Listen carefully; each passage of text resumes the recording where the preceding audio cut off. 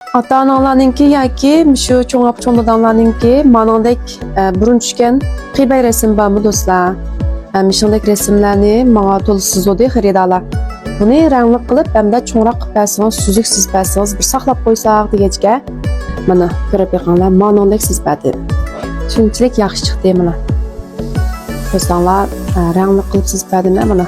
Hem cho'ngaytib, hem suzuk olib ekilib. Yiqroq ekilay. Mana ish bitdi.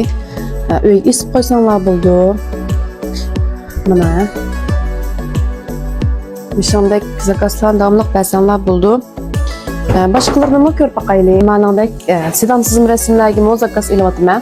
Oyam qis bo'lsa, rangli kalat sizib berdim. Mavo sidamsizlar. O'sha sidamsizimni yaxshi ko'rgan do'stlar bek ko'pkansizlar. Men bilsanglar bo'ldi. Men rangsiz chiqqani sidamsizmi, rangli chiqqani rangliksizmi? Bu shunchaki yaxshi chiqdi mana. Buni ikki odamning, 3-4 odamniki, shu jiqroq odamniki sizdo'sanlar bo'ldi. Faqat ramkisi ham cho'ng kichikga o'xshamaydi. Jiqroq odamnikini cho'ngroq olatsizmiz, ma'lum cho'ng chiqadi. Bundan keyin mana maresim bekchiraloq chiqdi. Buni ham ayollar, ochiq mashqlar intayin mos keldi.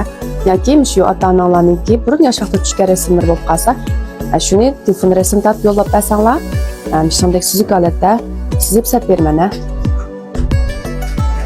Men boshqalarni ko'rib boqaylik. Ma rasmmi?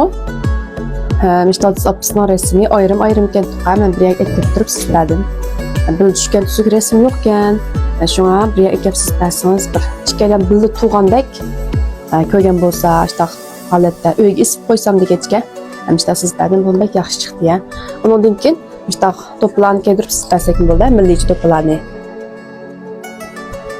Ana ma resim moba, bu resimde Radistan birlar resim varken, ondaki oğullan bölüşken resim yok, geç gelen resmini ayrım yollab berganlik uchun bir ekip turmuşlar. Birlar o'tag'andek holatda siz berdilar.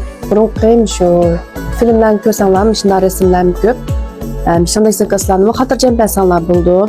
Bizga tushgan resim yo'q, urug' tuqqanlaringlarninki resmini ta'minlab bersanglar, bir ekip turib, bu o'tag'andek holatda aslimlik resimni sizib sizlarga sap bermana. Mana cho'ng kichikni biladinglarmi? Ko'p xaridor bilanadi. Mana men bek cho'ng emas. Mana 2 kishilik, 1 kishilik 5-chi kalet chiqdi. 4 kishilik, 6 kishilik mendan cho'ng holat chiqdi. Undan boshqa sidamsizma, moy buyoq,